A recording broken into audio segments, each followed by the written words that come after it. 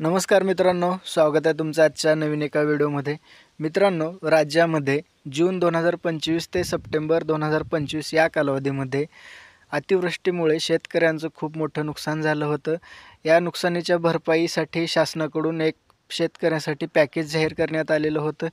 या पॅकेजबद्दलचा आता जी.आर सुद्धा प्रसिद्ध करण्यात आला आहे। या जी.आर मध्ये काय काय माहिती आहे हे आपण पुढे बघणार आहोत। त्यापूर्वी तुम्ही चॅनलवर नवीन असाल तर चॅनलला सबस्क्राईब करून ठेवा, जेणेकरून अशीच नवीन नवीन अपडेट तुम्हाला यापुढे भेटत राहील। चला तर मग व्हिडिओ सुरू करूया।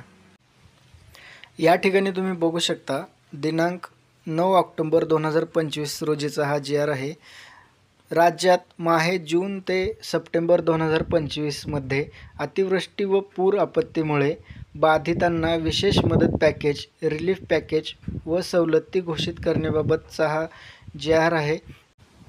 यामध्ये कोणत्या कोणत्या सवलती आहेत ते आपण पुढे बघूया। या ठिकाणी तुम्ही बघू शकता, प्रस्तावना दिलेली आहे। प्रस्तावनामध्ये काय काय प्रस्तावना आहे ते आपण बघूया। राज्यातील बहुतांशी जिल्ह्यामध्ये जून ते सप्टेंबर 2025 या कालावधीत मोठ्या प्रमाणात अतिवृष्टी व पुरामुळे आपत्ती उद्भवलेली आहे।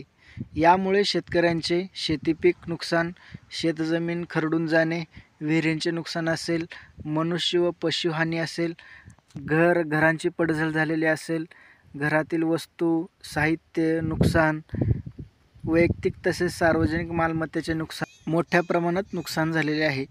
पुरामुळे बाधित व तात्पुरत्या स्थलांतरित कुटुंबांना तातडीची मदत पुरवण्याची कार्यवाही करण्यात येत आहे।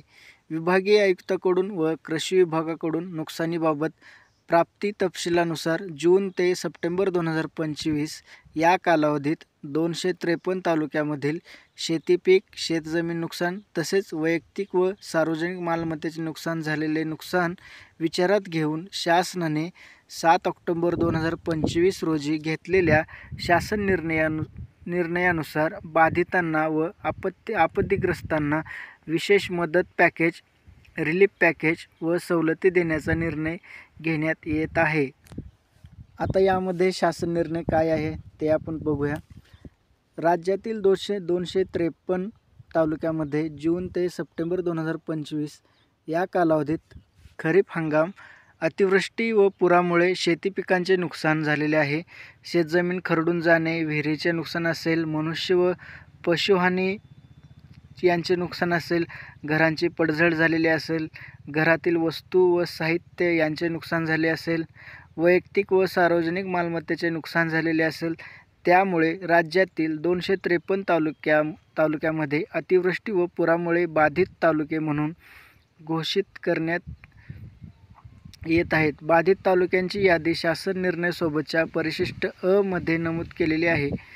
2 नंबर, अतिवृष्टी व पूर आपत्तीमुळे बाधित 253 तालुक्यामध्ये बाधितांना आपत्ग्रस्तांना खालीलप्रमाणे विशेष पॅकेज व सवलती लागू करण्यास शासन मान्यता देत आहे। आता यामध्ये काय काय सवलती आहेत, काय काय मान्यता देण्यात येत आहेत हे आपण पुढे बघूया।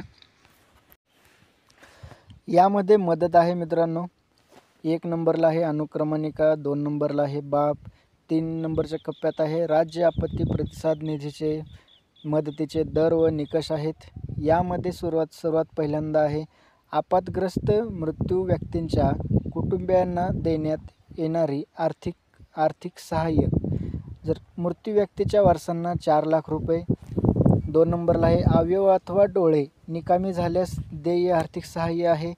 40% अपंगत्व आल्यास 74,000 रुपये, 60% पेक्षा अधिक अपंगत्व आल्यास 2.5 लाख रुपये।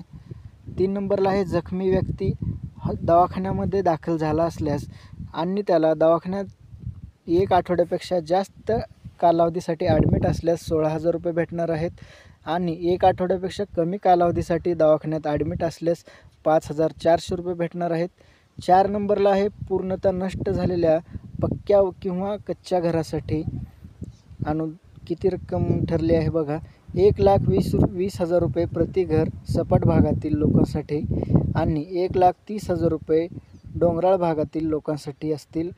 अंशतः पडझड झालेल्या घरासाठी किमान रक्कम 15%। यामध्ये बघा 6,500 रुपये प्रति घर पक्क्या घरासाठी आणि 4,000 रुपये प्रति घर कच्च्या घरासाठी आहे. आणि 6 नंबरला बघा झोपडीसाठी 8,000 रुपये प्रति झोपडी दुरुस्तीसाठी. गोठा दुरुस्तीसाठी 3,000 रुपये प्रति गोठा.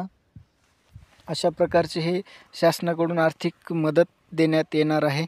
यामध्ये अजून पुढे बी भरपूर अशी मदत आहे. यामध्ये 8 नंबरला बघू शकता मृत्यू जनावरासाठी. जर दुधाळ जनावरांचा मृत्यू झाला असेल तर 37,500 रुपये प्रति जनावरासाठी मिळणार आहेत. ओढखाम करणाऱ्या जनावराचा मृत्यू झाला असेल तर 32,000 रुपये प्रति जनावरासाठी मिळणार आहेत. लहान जनावराचा मृत्यू झाल्यास 20,000 रुपये प्रति जनावरासाठी मिळणार आहेत. शेळी किंवा मेंढी याचा मृत्यू झाला असेल तर 4,000 रुपये प्रति जनावरासाठी मिळणार आहेत. आणि कुक्कुटपालनामध्ये कोंबड्याचा मृत्यू झाला असेल तर 100 रुपये प्रमाणे प्रति कोंबडी इतकी रक्कम भेटणार आहे. आणि यामध्ये 9 नंबरला बघा शेती पिकांच्या नुकसानीसाठी. जिरायत पिकांचं नुकसान झालं असेल तर 8,500 रुपये प्रति हेक्टर 3 हेक्टरच्या मर्यादेमध्ये भेटणार आहेत. आश्वासित सिंचनाखालील बागायत पिके 17,000 रुपये प्रति हेक्टर भेटणार आहेत 3 हेक्टरच्या मर्यादेत. आणि बहुवार्षिक पिके 22,500 रुपये प्रति हेक्टर 3 हेक्टरच्या मर्यादेत भेटणार आहेत. 10 नंबरला बघा शेतजमिनीचे नुकसान झाले असेल तर नैसर्गिक आपत्तीमध्ये शेतजमिनीवरील गाळ काढण्यासाठी 18,000 रुपये प्रति हेक्टर भेटणार आहेत. दरड कोसळणे, जमीन खरडणे, खचणे व नदीपात्र प्रवाह बदलल्यामुळे शेतजमीन वाहून जाणे यासाठी केवळ अल्प व अत्यल्प भूधारक शेतकऱ्यांना 47,000 रुपये प्रति हेक्टर भेटणार आहेत. आणि आता यामध्ये शेवटची मदत आहे 11 नंबरची. मत्स्य व्यवसायासाठी मदत आहे. मत्स्य व्यावसायिकांना बोटीच्या दुरुस्तीसाठी जाळी यासाठी मदत आहे.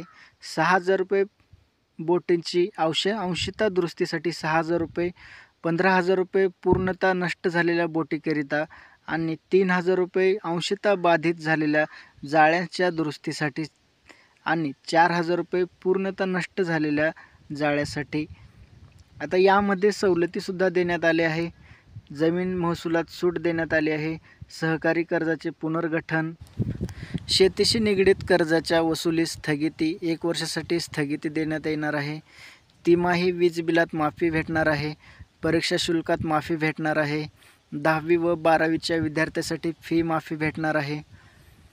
आणि 3 नंबरचा आदेश बघा. या आदेशान्वये देण्यात येणाऱ्या विविध सवलतीबाबत योजनेचे स्वरूप व त्याबाबतच्या सविस्तर मार्गदर्शक सूचना आदेश संबंधित प्रशासकीय विभागाने निर्गमित करावेत. लवकरात लवकर असे आदेश शासन स्तरावरून त्यांना देण्यात आलेले आहेत. याही पुढे अजून भरपूर JR आहे. तो पूर्ण JR आपण या ठिकाणी बघणार आहोत. आता यामध्ये कृषी विभाग आहे. कृषी विभागाला बी शासनाकडून काही सूचना देण्यात आलेल्या आहेत. या रब्बी हंगामामध्ये शेतकऱ्यांना खते व बियाणे घेण्यासाठी प्रति हेक्टरी 10,000 रुपये प्रमाणे 3 हेक्टरच्या मर्यादेत मदत कृषी विभागामार्फत शेतकऱ्यांच्या बँक खात्यामध्ये थेटपणे जातील. याबाबत आवश्यक ती कार्यप्रणाली व निधी उपलब्धतेबाबत कार्यवाही करावी असा आदेश कृषी विभागाला शासनाकडून देण्यात आलेला आहे. पशुसंवर्धन विभागासाठी ज्या सूचना दिल्या आहेत ते काय आहेत बघूया. जून ते सप्टेंबर 2025 या कालावधीत मोठे पशुधन, लहान पशुधन व कुक्कुटपक्षी मृत पावलेले आहेत. याबाबत शासन निर्णय 27 मार्च 2023च्या निकष व दरानुसार मदत व पुनर्वसन विभागाकडून मदत अनुदेय राहील. याबाबतची कार्यवाही जिल्हा स्तरावरून प्रचलित निकषानुसार उपलब्ध असलेल्या उणे प्राधिकरण सुविधेनुसार तातडीने करावी. 27 मार्च 2023च्या शासन निर्णयाच्या निकषाबाहेरील वाढीव पशुधन हानीसाठीचे निकष शिथिल करण्यात येऊन जेवढे पशुधनाचे नुकसान झाले आहे त्या सर्व पशुधन हानीबाबत पशुसंवर्धन विभागामार्फत कार्यप्रणाली व मार्गदर्शक सूचना निर्गमित करण्यात येतील. अशा प्रकारचा हा JR होता. यामध्ये शेतकऱ्यासाठी उपाययोजना होत्या, सर्वांसाठी उपाययोजना होत्या. याबद्दलची थोडक्यात माहिती आपण या व्हिडिओमध्ये घेतली आहे. भेटूया पुन्हा अशाच एका नवीन व्हिडिओमध्ये. तोपर्यंत धन्यवाद. चॅनलला सबस्क्राईब नक्की करून ठेवा. अशाच नवीन अपडेट तुम्हाला यापुढे भेटत राहतात. चला तर भेटूया पुढल्या व्हिडिओमध्ये. तोपर्यंत धन्यवाद.